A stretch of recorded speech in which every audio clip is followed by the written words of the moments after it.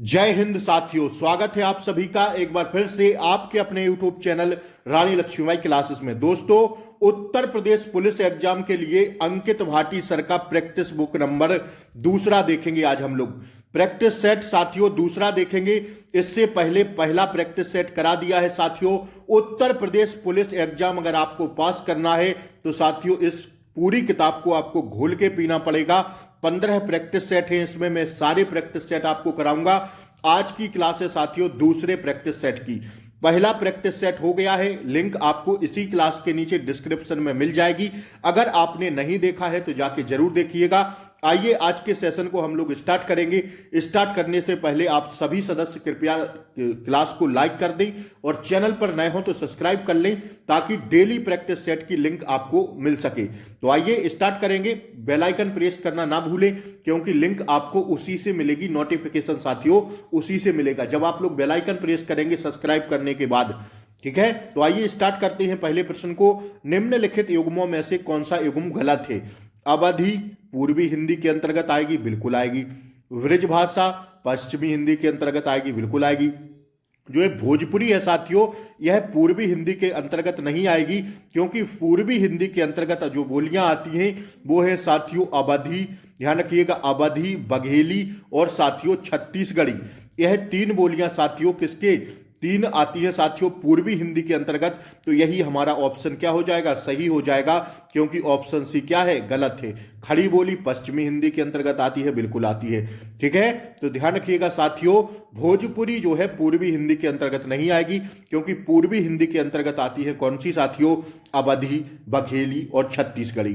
तो option C को हम लोग लॉक करते हुए दूसरे प्रश्न को देखेंगे। आइए, हिंदी शब्दकोश के अनुसार संतान, सकल, सचल, सक्षम शब्दों का सही क्रम आपको बताना है। तो दूसरे का राइट आंसर हो जाएगा संतान, सकल, सक्षम और सकल। ठीक है, संतान, सकल, सक्षम और साथियों सचल। ऑप्शन डी क्या हो जाएगा? इसका राइट आंसर हो जाएगा। ठीक है, आइए तीसरा प्रश्न हम लोग देखेंगे। मंदाकिनी की जलधारा अजस्र, इसमें लिखा हुआ है साथियों अजस्र रूप से प्रभावित हो रही थी, रेखांकित भाग का शुद्ध रूप है क्या? तो अजस्र का आपसे शुद्ध रूप पूछा जा रहा है तो साथियों अजस्र का शुद्ध रूप होगा अजस्र। ठीक है, क्या होगा? अजस्र। ऑप्शन सी को हम लोग लॉक करेंगे और साथियों आगे बढ़ेंगे। पूरी किताब आपको पढ़ना है साथियों। दूसरा मॉडल पेपर है आज का। पहला मॉडल पेपर हमने करा दिया है, लिंक आपको इसी क्लास के नीचे मिलेगी, जाके देख लीजिएगा। ठीक है, देखिए इसके बाद जीएस के प्रश्न चालू होंगे। एक बच्चा ने कल कमेंट किया था कि इस प्रैक्टिस सेट का सर जीएस का कराइए। तो पहले हिंदी के 37 प्रश्न होंगे, इसके बाद फिर 38 प्रश्न जीएस के होंगे। तो बने रहिएगा, पूरी क्लास देखना है आपको। ठीक है, मक्षिका किसका तत्सम रूप है? अति महत्वपूर्ण है साथियों। मक्षिका है मक्खी का तत्सम रूप। किसका? मक्खी का तत्सम रूप है। ऑप्शन बी क्या है? राइट आंसर है। आइए पांचवा प्रश्न हम लोग साथियों देखेंगे। पर्यायवाची की दृष्टि से एक वर्ग शुद्ध है। तो एक वर्ग जो शुद्ध है साथियों यह घर, निकेतन, आयतन, निलय, यह सब गृह घर के पर्यायवाची है। तो साथियों ऑप्शन बी क्या हो जाएगा? हमारा राइट आंसर हो जाएगा। भवन भी होता है। ठीक है, ध्यान रखिएगा ये सब किसके पर्यायवाची है? घर के पर्यायवाची है। आइए पांच के बाद हम लोग छठा प्रश्न देखेंगे। आपकी स्क्रीन पर आ गया। कौन सा गलत युग्म है? आपको बताना है इनमें से कौन सा गलत युग्म है। तो गलत युग्म हो जाएगा साथियों ऑप्शन सी, क्योंकि साथियों इसका विरहंग का मूक का बाचाल बिल्कुल, ऐश्वर्य का अनैश्वर्य, अभिज्ञ का अनभिज्ञ, ये सारे विलोम शब्द पूछे जा रहे थे। तो साथियों आपसे पूछा जा रहा था कि कौन सा युग्म गलत है। तो विरहंग का होता है साथियों क्या होता है? अतरंग होता है, छली नहीं होता। तो यह क्या हो जाएगा? गलत हो जाएगा। ऑप्शन सी राइट आंसर है। आइए, कृष्ण, विष्णु और अविनाशी किस शब्द के अनेकार्थी शब्द हैं? तो यह राइट आंसर होगा इसका ऑप्शन बी अच्युत। अच्युत किसके हैं? अच्युत के। ठीक है, ऑप्शन बी। आइए आठवां प्रश्न देखेंगे। इनमें से कौन सा शब्द युग्म का अर्थभेद सुमेलित नहीं है? आपको बताना है कि कौन सा सुमेलित नहीं है। तो देखिए तरंग लहर और तुरंग घोड़ा बिल्कुल, पथ रास्ता और पथ्य स्वास्थ्याहार। अब तरणी होता है साथियों नाव, ठीक है, और तरुणी होता है युवती। तो इन्होंने यह गलत लिख दिया है साथियों। तो ऑप्शन सी क्या है? सुमेलित नहीं है। प्रसाद अनुग्रह और प्रसाद भवन। ठीक है, प्रसाद भवन। तो ये सब सारे सही लिखे हैं दोस्तों, लेकिन तरणी का नाव होगा और तरुणी का युवती होगा, यह क्रम इन्होंने गलत कर दिया है। तो यह क्या है? राइट आंसर दोस्तों ऑप्शन सी हो जाएगा। ठीक है भैया, आइए 9वां प्रश्न आपकी स्क्रीन पर आ गया। आधी रात का समय अति महत्वपूर्ण है दोस्तों, कई एग्जाम में पूछा गया है। तो इसे कहते हैं साथियों हम लोग क्या, आधी रात के समय को कहा जाता है निशीथ। क्या कहा जाता है? निशीथ। आइए, इनमें से तंद्रालु, तंद्रालु में उपर्युक्त क्या है? उपर्युक्त आपसे प्रत्यय पूछा जा रहा है कि साथियों तंद्रालु में उपर्युक्त प्रत्यय क्या है? तो साथियों उपसर्ग शब्द के पहले लगाए जाते हैं और प्रत्यय शब्द के बाद में लगाए जाते हैं। तो तंद्रालु में आप लोग बताइएगा कमेंट करके कि क्या प्रत्यय लगा हुआ है। तो दोस्तों इसमें प्रत्यय लगा हुआ है ऑप्शन बी, लू प्रत्यय। ठीक है, option B is the correct answer. आइए, इनमें से छाया शब्द का बहुवचन क्या होगा? छाया का बहुवचन हो जाएगा दोस्तों ऑप्शन ए, छाया। छाया का बहुवचन छाया ही होगा दोस्तों। ठीक है, आइए, आज गणित के अध्यापक ने कक्षा नहीं ली, वाक्य में अर्थ के आधार पर वाक्य कैसा? आज गणित के अध्यापक ने क्या कक्षा नहीं ली, वाक्य के आधार पर, सॉरी वाक्य के अर्थ के आधार पर वाक्य कैसा है? तो साथियों के आज गणित के अध्यापक ने कक्षा नहीं ली, तो यह साथियों ऑप्शन बी निषेधवाचक वाक्य। कैसा? निषेधवाचक वाक्य। आइए, लिंग की दृष्टि से दही क्या है? तो साथियों दही हम सब लोग जानते हैं कि लिंग की दृष्टि से पुल्लिंग शब्द है।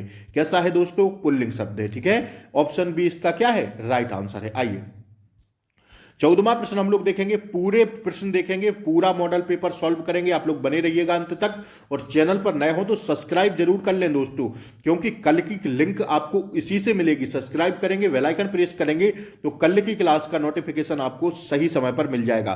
दोस्तों अब बहुत ज्यादा समय नहीं बचा है आपकी परीक्षाएं में, मुश्किल से 20 दिनों का शेष रह गया है, 20 से 21 दिन साथियों।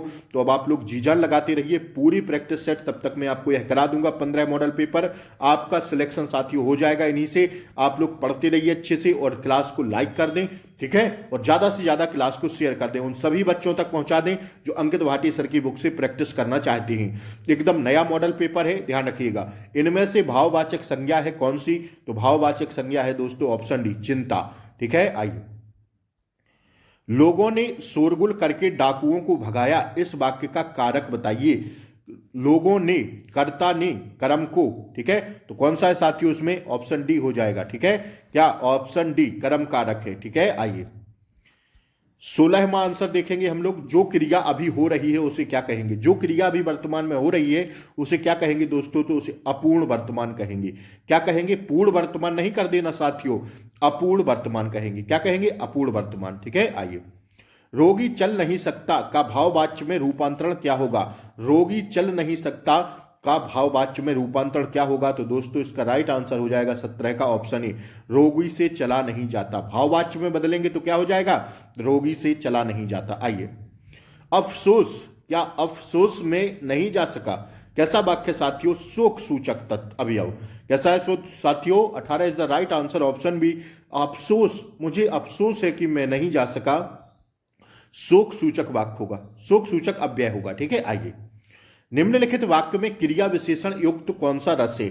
निम्नलिखित वाक्य में क्रिया विशेषण युक्त वाक्य कौन सा है? तो साथियों 19 is the right answer, option C, हवा धीरे धीरे बह रही है। क्रिया विशेषण युक्त वाक्य यह है। ठीक है, हवा धीरे धीरे बह रही है। आइए, अक्षौहिणी, अक्षौहिणी का संधि विच्छेद जब हम लोग करेंगे तो क्या आएगा? तो साथियों 20 में आएगा अक्ष प्लस ऊहनी। क्या आएगा दोस्तों? ऑप्शन बी आएगा। ठीक है, अनायास में समास है कौन सा? तो अनायास में अन। ठीक है, अन, ऑप्शन बी इसका राइट आंसर हो जाएगा। ठीक है ना, आइए, अगला प्रश्न हम लोग देखेंगे, इसका साथियों ऑप्शन बी ही है।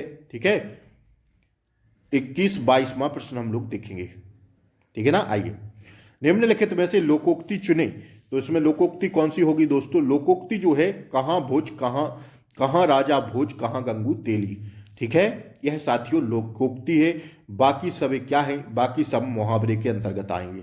ठीक है, तो ऑप्शन सी क्या है इसका? राइट आंसर है 22 का। आइए, 23वां प्रश्न देखिए क्या कह रहा है भैया, निम्नलिखित में से कौन सा विकल्प विराम भेद और उसके चिन्ह को सुमेलित नहीं करता? निम्नलिखित में से कौन सा विकल्प विराम भेद और उसके चिन्ह को क्या नहीं करता? सुमेलित नहीं करता। तो देखिए, पूर्ण विराम तो ऐसा होता है बिल्कुल, अल्प विराम ऐसा होता है, योजक चिन्ह, जो योजक चिन्ह होता है साथियों वो ऐसा नहीं होगा। यह साथियों जो है, यह साथियों है, क्या है दोस्तों? यह साथियों योजक चिन्ह आपसे पूछा जा रहा था कि कौन सा सुमेलित नहीं है, आपको बताना है कौन सा चिन्ह सुमेलित नहीं है। तो उद्धरण चिन्ह होगा। जो साथियों योजक चिन्ह होगा, योजक चिन्ह ये होता है, जैसे अगर हम लिख दें क्या भैया, दिन रात, क्या लिख दें, दिन और रात, तो यह साथियों जो होता है, यह साथियों होता है योजक चिन्ह। ठीक है, यह जो चिन्ह है दोस्तों, यह है क्या, यह है साथियों लाघव, क्या है, लाघव चिन्ह। क्या है, लाघव चिन्ह। अब लाघव चिन्ह कहां पर आता है, तो जैसे हम लोग शॉर्ट में लिखते हैं ना डॉक्टर, तो यह साथियों लाघव चिन्ह है। ठीक है ना, ध्यान रखिएगा आप लोग इस बात को। आइए अगला प्रश्न देखिए, निम्नलिखित में से कौन सा मिश्र वाक्य है, अति महत्वपूर्ण है साथियों। 24वां प्रश्न मिश्र वाक्य होगा, मैंने सुना कि मैं आपके देश में अच्छा राज प्रबंध है। मैंने सुना कि आपके देश में अच्छा क्या है, राज प्रबंध है। यह साथियों मिश्र वाक्य के अंतर्गत आएगा। आइए 24 का राइट आंसर ऑप्शन बी होगा ना। आइए, तू करता तू भया मुझ में रही ना हूं, बारी फेरी बल गई जित देखो तित तू। इसमें आपसे क्या पूछा जा रहा है, रस निहित पूछा जा रहा है। इसमें जो रस होगा साथियों शांत रस होगा। शांत रस का आप लोग स्थायी भाव बताइए फटाक से। ठीक है, तो क्या है इसमें 25 इज द राइट आंसर दोस्तों, ऑप्शन सी। ठीक है, अब देखिए निराला की पंक्ति, निराला की कविता जूही की कली का उदाहरण है।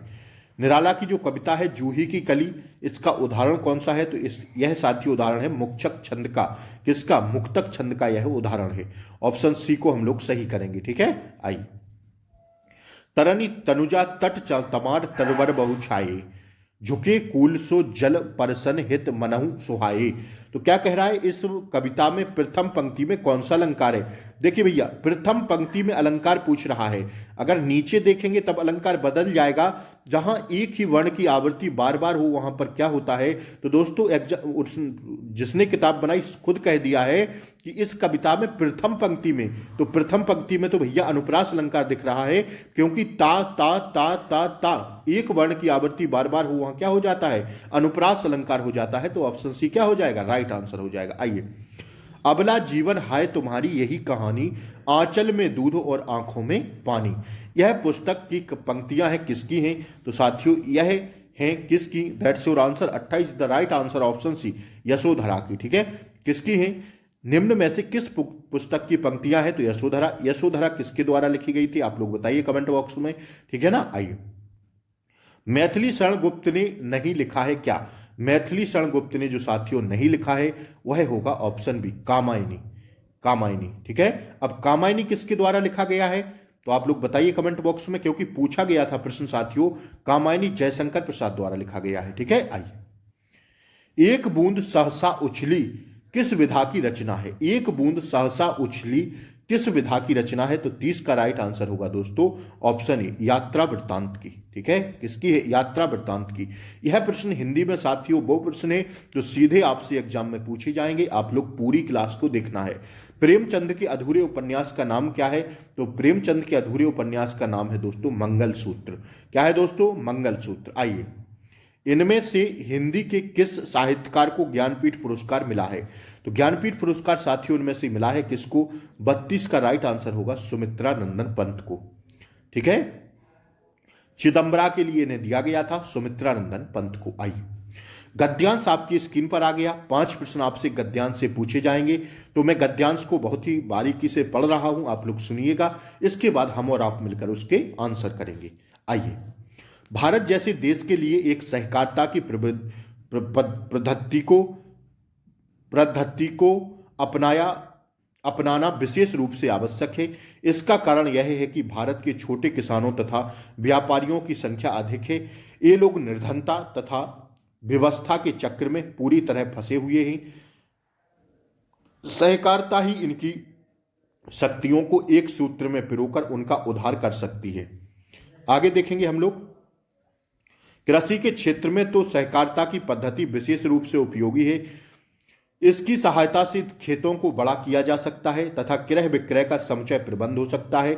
गृह उद्योगों के विकास के लिए भी सहकारिता की पद्धति बहुत लाभकारी है। बैंक व्यापार तथा यातायात के क्षेत्र में सहकारिता के आधार पर क्या साथियों संगठन किया जा सकता है? सहकारिता के सिद्धांतों की इन विशेषताओं को दृष्टि में रखकर ही हमारी पंचवर्षीय योजना में सहकारिता की बहुत ऊंचा स्थान दिया गया है। योजना आयोग का यह विचार है कि अर्थव्यवस्था के विभिन्न क्षेत्रों में सहकारिता का अधिकाधिक उपयोग किया जाना चाहिए। तो ये रहा साथियों हमारा गद्यांश। अब हम लोग उत्तर देंगे इसका। 5 प्रश्न आपसे गद्यांश से पूछे जाएंगे। 100% पांचों का आपको सही जवाब करना है। आइए, उपर्युक्त अवतरण का सर्वाधिक उपर्युक्त शीर्षक है क्या दोस्तों? तो 33 का राइट आंसर हम लोग देंगे। आंसर ऑप्शन सी, सहकारिता में लाभ। ठीक है, अभी हम लोग गद्यांश में देखें सहकारिता का अर्थ क्या होता है। तो दोस्तों सहकारिता का अर्थ होता है ऑप्शन बी, मिलजुल कर कार्य करना। अभी हम लोग देखें। आइए, योजना आयोग के अनुसार सहकारिता का अधिकाधिक उपयोग किया जाना चाहिए कहां पर? तो साथियों कृषकों की दशा को सुधारने में। ठीक है, कृषकों की दशा सुधारने में। 35 का राइट आंसर साथियों ऑप्शन डी होगा। 35 का राइट आंसर क्या होगा?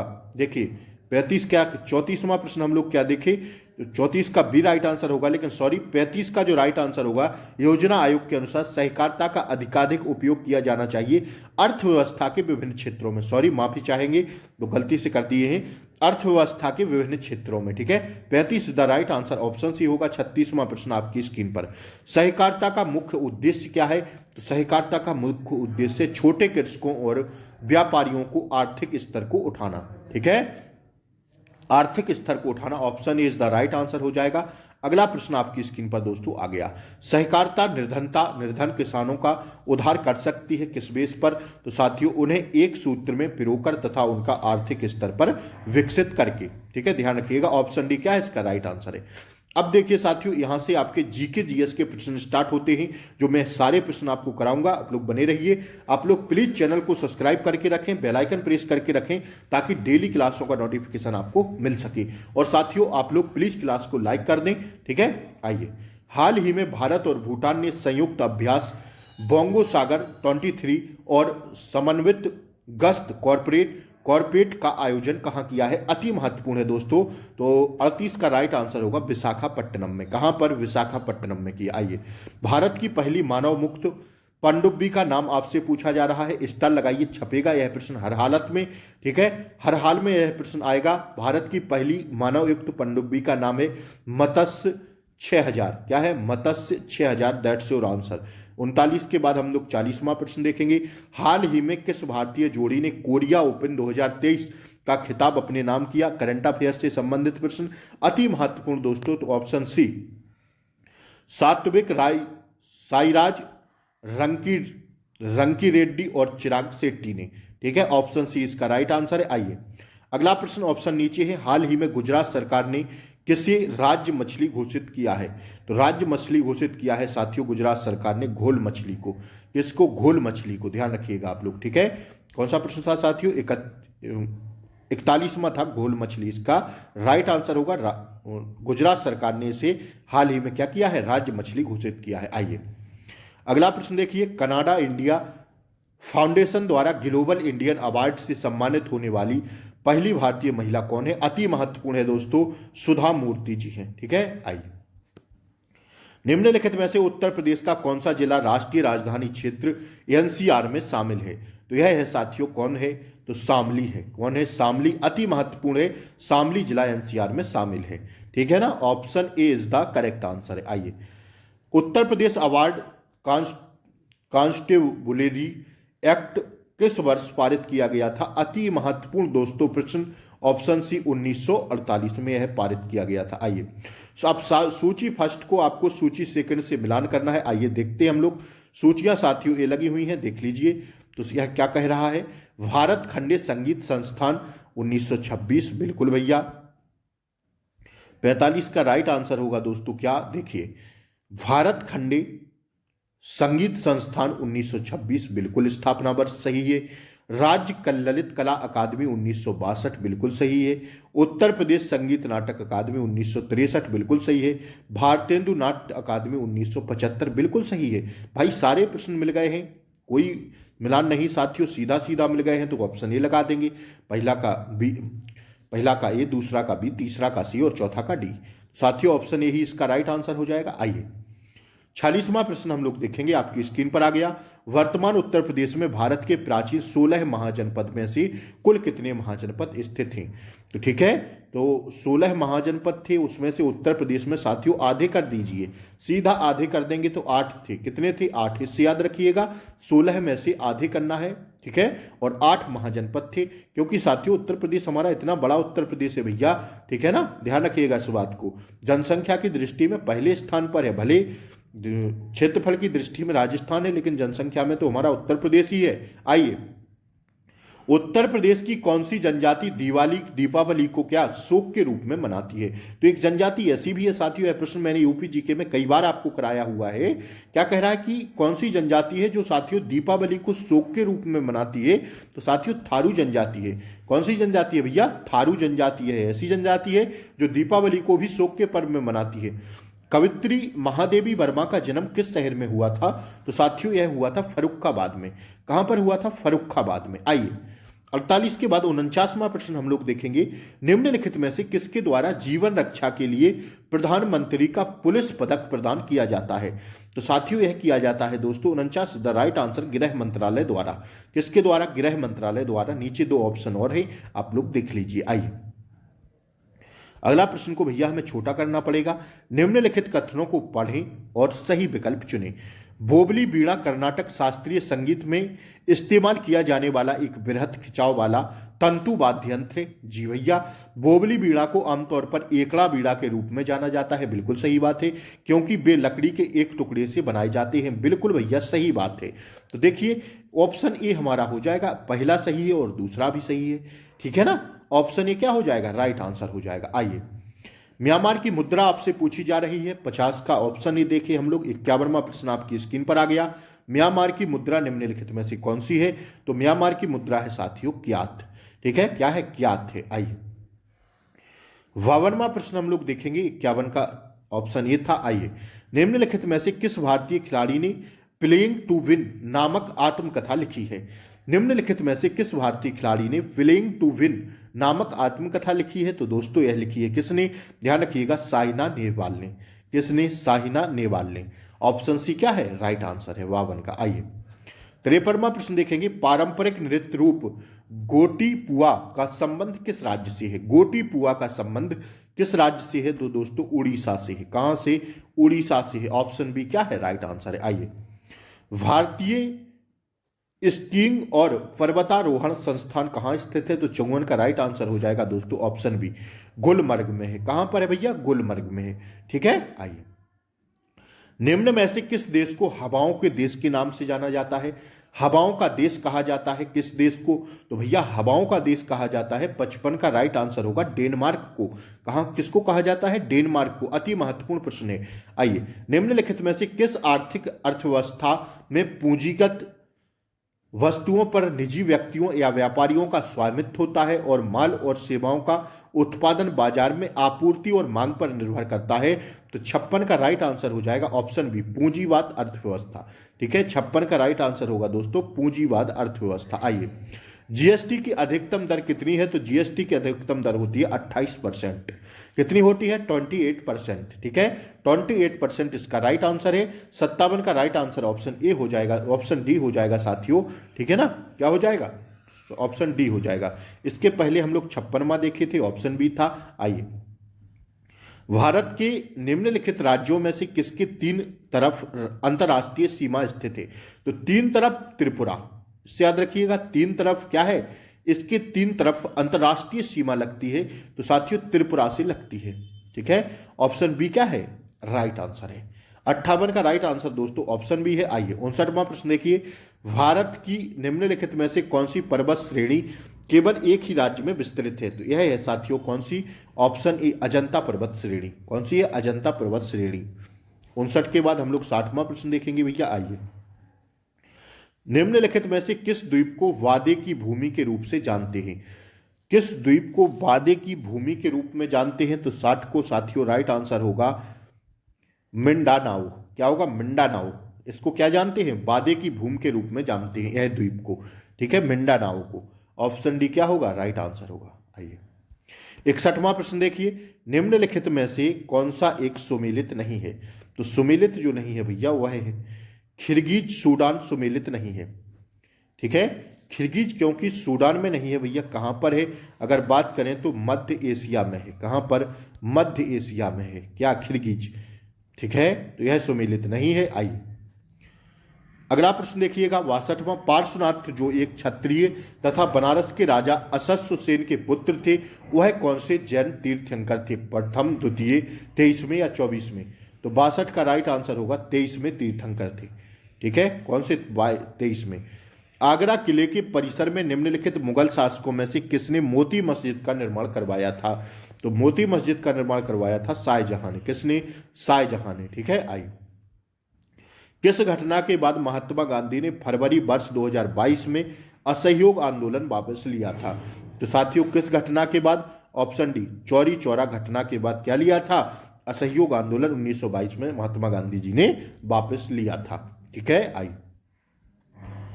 निम्नलिखित में से कौन भारत के स्वतंत्रता आंदोलन में लाल बाल पाल के नाम से एक थे? तो लाल बाल पाल, लाला लाजपत राय। ठीक है, ध्यान रखिएगा, ऑप्शन बी क्या है? राइट आंसर है। ठीक है, 65 का राइट आंसर हो जाएगा दोस्तों ऑप्शन बी। अगला प्रश्न हम लोग देखेंगे, 66वां प्रश्न आपकी स्क्रीन पर देखिए, निम्नलिखित में से भारत सरकार ने किस अधिनियम के साथ मॉन्टेग्यू चेम्सफोर्ड सुधारों के प्रांतों का द्वैत शासन की शुरुआत की थी? तो साथियों यह की थी कब? ध्यान रखिएगा, किस शासन के बाद? भारत शासन अधिनियम 1919 के बाद क्या किया था?